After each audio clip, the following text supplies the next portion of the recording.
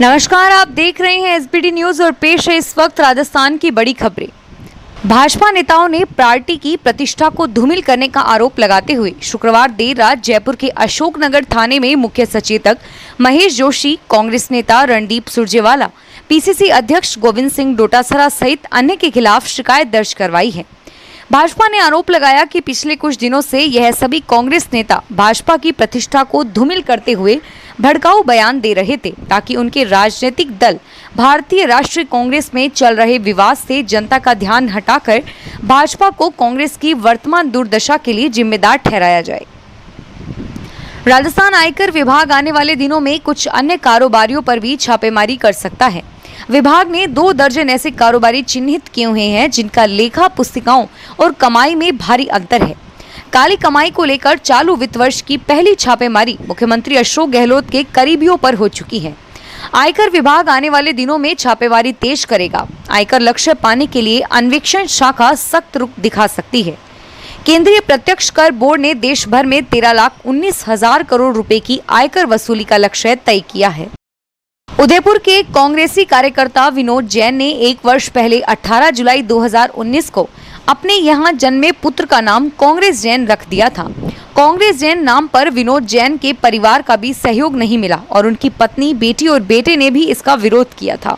हालांकि कांग्रेस पार्टी के प्रति अटूट आस्था रखने वाले विनोद जैन की मंशा को कोई डिगा नहीं सका और उन्होंने 20 जनवरी 2020 को कांग्रेस जैन के नाम से अपने पुत्र का नाम, जन्म पत्र प्रमाण भी जारी करवा दिया। इससे यह पुख्ता हो गया कि अब इस बच्चे को कांग्रेस जैन के नाम से ही पहचाना जाएगा। विनोद जैन कांग्रेस के कार्यकर्ता हैं और मुख्यमंत्री अशोक गहलोत के प्रति वफादार होने के साथ ही अपनी आईटी टीम का भी हिस्सा हैं। स्वतंत्रता दिवस समारोह पर कोरोना वायरस का साया दिख रहा है। कोरोना संक्रमण के बीच राज्य स्तरीय स्वतंत्रता दिवस समारोह किस तरह आयोजित किया जाए, इसे लेकर मुख्य सचिव राजीव स्वरूप की अध्यक्षता में बैठक हुई। बैठक से जुड़े सूत्रों के अनुसार इस बार कोरोना संक्रमण को देखते हुए जयपुर में राज्य स्तरीय समारोह में स्कूली बच्चों को नहीं बुलाने, वरिष्ठ नागरिक, स्वतंत्रता सेनानियों को समारोह में शामिल नहीं करने को लेकर मंथन हुआ, जिससे बच्चों, बुजुर्गों को कोरोना संक्रमण से बचाया जा सके। भाजपा से राज्यसभा सांसद डॉक्टर किरोड़ी लाल मीणा ने एक नया सगुफा छोड़ते हुए कहा कि सचिन पायलट स्वाभिमान की लड़ाई लड़ रहे हैं। यह लड़ाई अब उनके अस्तित्व पर आ गई है और इस लड़ाई को सचिन पायलट निर्णायक दौर में पहुंचाना चाहते हैं। किरोड़ी लाल ने कहा कि सचिन पायलट को अपने स्वाभिमान, सम्मान और अस्तित्व को बचाने के लिए भाजपा में आना चाहिए। अजमेर विकास प्राधिकरण ने शहर के प्रमुख अजमेर ब्यावर मार्ग की चौड़ाई बढ़ाते हुए इसे 4 लेन करने की तैयारी शुरू कर दी है। इसके लिए पूर्व में सर्वे हो चुका है। अब प्राधिकरण ने इसके लिए निविदाएं आमंत्रित की है। 4.8 किलोमीटर सड़क की चौड़ाई बढ़ाने पर 6.95 करोड़ रुपए खर्च होंगे। इस दौरान रेलवे स्टेशन एफसीआई गोदाम से ट्रांसपोर्ट नगर तक 2.8 किलोमीटर सड़क को 4 लेन करते हुए इसे 15 मीटर चौड़ा किया जाएगा। आम आदमी पार्टी राजस्थान में आगामी महीनों में संभावित जयपुर, जोधपुर और कोटा नगर निगम के चुनाव में सभी वार्डों में अपने प्रत्याशी उतारेगी। इसके लिए पार्टी ने संगठन को मजबूत करने की कवायद शुरू कर दी है। यह बात जयपुर आए आम आदमी पार्टी से राज्यसभा सांसद और राजस्थान प्रभारी संजय सिंह ने की। उन्होंने मीडिया से कहा कि पार्टी राज्य में अपना जनाधार बढ़ाएगी। एसओजी की प्राथमिकी दर्ज कराने के बाद अब एसीबी की खरीद फरोख्त के सबूत इकट्ठा कर रही है।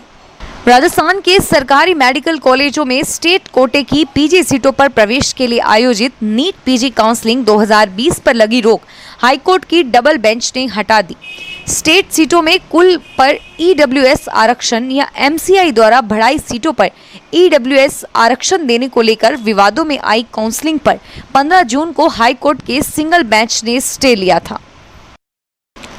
भीलवाड़ा के होटल व्यवसायियों की ओर से कोरोना संक्रमण काल के दौरान प्रशासन की मदद करने का काफी बुरा फल मिल रहा है।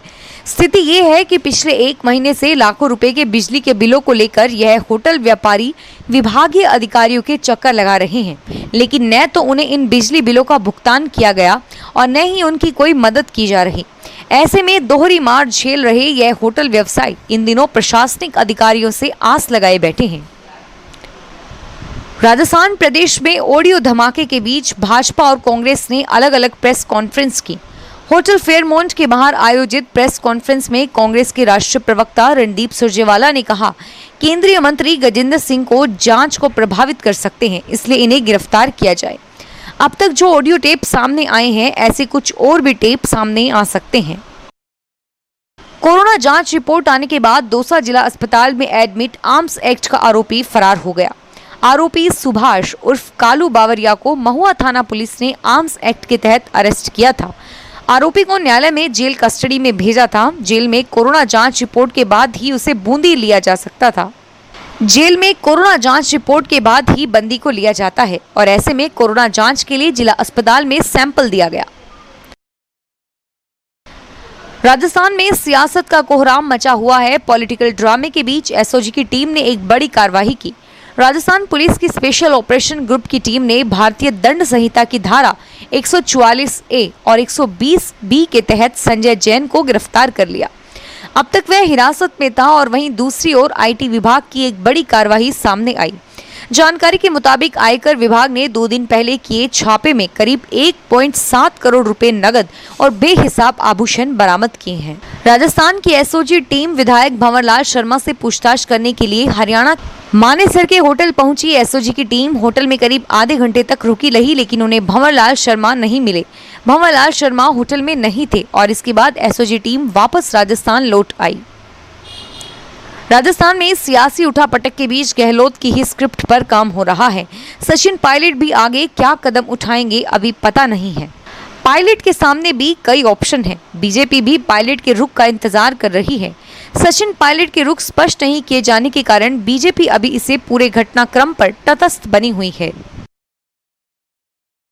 बैंक लॉकर को धन संपत्ति रखने के लिहाज से सबसे अधिक सेफ माना जाता है, लेकिन एक ग्राहक के साथ ऐसा हुआ कि उसके होश उड़ गए। एक ऐसा ही मामला राजस्थान के जालोर जिले से सामने आया, जहां एक व्यक्ति ने 5 साल पहले बैंक लॉकर में अपना सोना रखा था, लेकिन जब लॉकर खुलवाया तो उसमें पत्थर निकलने लगे। जालोर जिले के तिलक द्वार स्थित एसबीआई बैंक में शहर निवासी पारसमल जैन उस समय चकित रह गया जब इसी बैंक में सुरक्षित रखा उसका सारा सोना पत्थर बन गया। राजस्थान में हॉर्स ट्रेडिंग को लेकर 6 दिन पहले विधायकों के खिलाफ एसीबी भी सबूत जुटाने में लगी है।